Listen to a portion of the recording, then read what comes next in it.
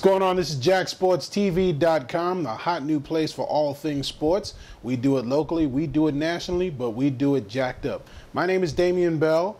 This is Pat Donovan. And the hot thing to talk about right now is the Rays. Their ship has come in. They're winning baseball. You said ship, right? Yes. I just want to be sure. S-H-I-P. All right. P like in powerful, you know. But yeah, the Rays are the hot thing to talk about. To go from 3 years ago when they were the laughing stock of MLB, one of the easily the worst teams in baseball, to now one of the top 4 teams in the sport. Yeah, you got your Yankees. Yes, you have your Red Sox. You might throw in the Phillies, you know, teams that have actually been in the World Series. And that pinky finger, that 4th team, the Tampa Bay Rays. They're relevant. They are hot. They're this close to being on TV every day. You can go back 5 years when they had on the Dayglow rainbow jerseys, and everybody laughed at them. And now they got the baby blues on Sundays with the two-tone socks, and they're the rave of baseball. They look good. They play well. People speak well of them. The 20,000 fans that show up regularly to the games can't think of anything else to do. You got good baseball going on in Pinellas County. I think you can think of other things to do. There's just not anything better to do. I'd love to be at a Rays game before doing just about anything else. Unfortunately, we were talking about the June swoon a little bit. This past month of June, the Rays really kind of took a step back. We went from being in first place throughout most of the season to now a couple games behind the New York Yankees and just behind the Boston Red Sox for that wild card spot. A little early, you know. I like to say step away from the panic button. Remember a couple years ago when the Rays went to the World Series, there was a 7-game losing streak that went into the All-Star break, and everyone panicked all at once and said, it's over. Here come the old Tampa Bay Devil Rays. Well, it's not the old Tampa Bay Devil Rays. This pitching staff is too good to continue to falter the way they have. I am very much concerned with James Shields and what we've seen out of him. His last 5 starts, over an 8 ERA from James Shields. That's a concern for me. But overall, I think the staff is too good. The rotation especially is too good for this team to have a prolonged losing streak. What needs to happen, though, unfortunately, is for that offense to step up. I looked at it the other day, and I noticed that over 20 times already this season, the Rays have scored just 1 run, and another 20 or so times, they've scored about 10. They're so inconsistent, this offense, that it's just never going to work, and they need it to get consistent. I don't need 10 runs every night. I need 4 or 5 runs every night with the rotation the Rays have, and if they can get to 4 or 5 every night instead of 10 one night, 1 the next, we're going to be doing a lot better, but I'm not by any means ready to jump on that panic button yet. Well, your reason for concern is my reason for optimism because, you know, the Rays bats have struggled mightily throughout the whole season. I mean, you might have 2 or 3 batters in the whole lineup that may be above 250 consistently. But they've been able to win big to start off the season. And, of course, they do what most teams lose when you don't hit well. They lose a bunch of games like they did in June. But they're still within spitting distance of first place and spend a lot of that time in first place. So they're able to do this with their own homebrew of players, not a bunch of free agents that the big teams in the division are known for doing.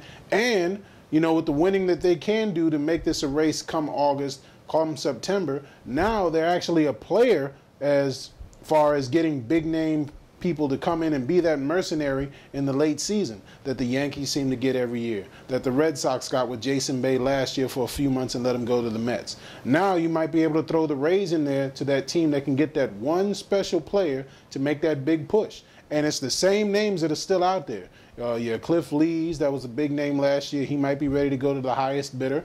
Roy Halladay might be safe right now, but all it'll take is just a slow month from the Phillies, and they'll be ready to deal him as well. There's a lot of names out there that can make the Rays instantly better, and we'd like to believe that the money is there to finally bring them in this year.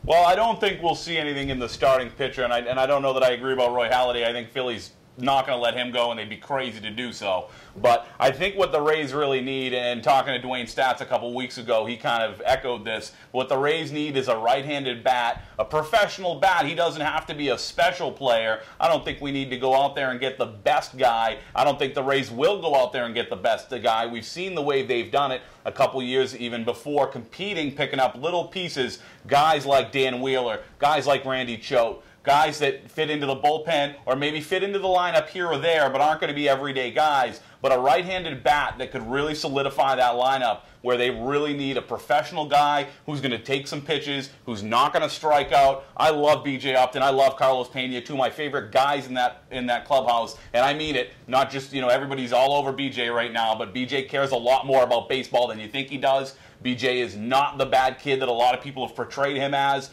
He does have some times where you go, where the hell is this guy's head? But I'll tell you what, B.J. Upton cares a lot about the game of baseball. I love those two guys, but we're seeing way too many swings and misses out of those two. We need a guy in that lineup who's going to take some pitches, and when they start taking some pitches, of course, the pitchers wear out, and that's when these guys that have been striking out a little bit start to see something a little bit better and maybe make a little more contact. Well, the interesting thing with the Rays is when you say you need that right-hand batter, they've tried the free agency route, kind of worked. They've tried making those trades late in the season, kind of worked. But the thing that has worked for the Rays that really doesn't work for a lot of other major league teams is they can go down to their minor league system and pull up a guy and boom, and put him in, and he's productive. Sean Rodriguez, who knew about this guy last year? The Rays were the only team in baseball that used their DH position for all of the rookies that they couldn't put on the field. They had Justin Ruggiano come out there and give it a shot. They had another guy, his name escapes me right now, but it was basically the rookies would come in, use that DH spot, and then they'd feather him along and give Burrell his chance. And now that he's gone, Rodriguez is doing his thing in the DH spot, and they're using that depth on their team to get some more bats in there. And granted, it's hard to say that the depth is working when you've got so many batters on the Rays that aren't hitting right now, but you do know once they all get hot at the same time, they should be able to make a serious charge for the AL East lead with the youthful guys that they have hitting the ball hard, caring about baseball. There's a lot of people that wanted to make a big deal about the little tiff in the dugout between Evan Longoria and B.J. Upton, but the guys in the dugout said it's no big deal. It's just two frustrated guys getting on the same page.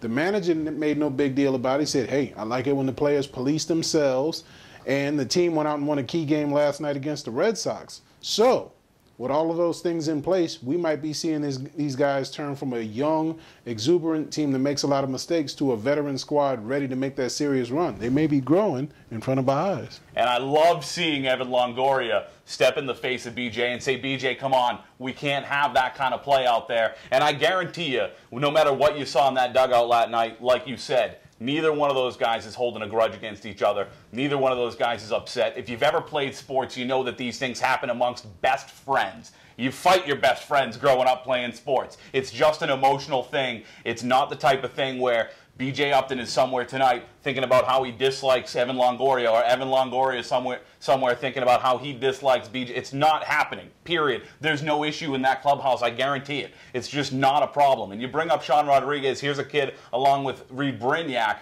who really has stepped up big this season. Of course, when they did trade for Sean Rodriguez at the end of last season, that was the Scott Kazmir deal, and I was the first guy, I'll always say when I'm wrong. I was the first guy to say, this team has given up on 2009. And I believed it at the time. I said, they are giving up on 2009. How do you trade a pitcher like Scott Kazmir, who isn't great? He's not the pitcher we thought he would be. But you know what? He was pitching well at the time. And you know what? They were still in the middle of a pennant race. It does give me some concern. Will we see something like that a year later this season? But I'll tell you what. In the long run, that trade has worked out very well. Sean Rodriguez now paying a lot of dividends for the Tampa Bay Rays, while Scott Kazmir, of course, has that high ERA. So it's been a good trade over the long term. I still don't like the way it happened and when it happened during a pennant race. I feel like you got to hold on to that pitcher. I hope we don't see anything like that this time around. But hey, who knows? If you do see something like that, just take your ticket stub. Get over to Vegas Showgirls. You get in for free. That'll make you feel a little bit better if we trade some of these players, right?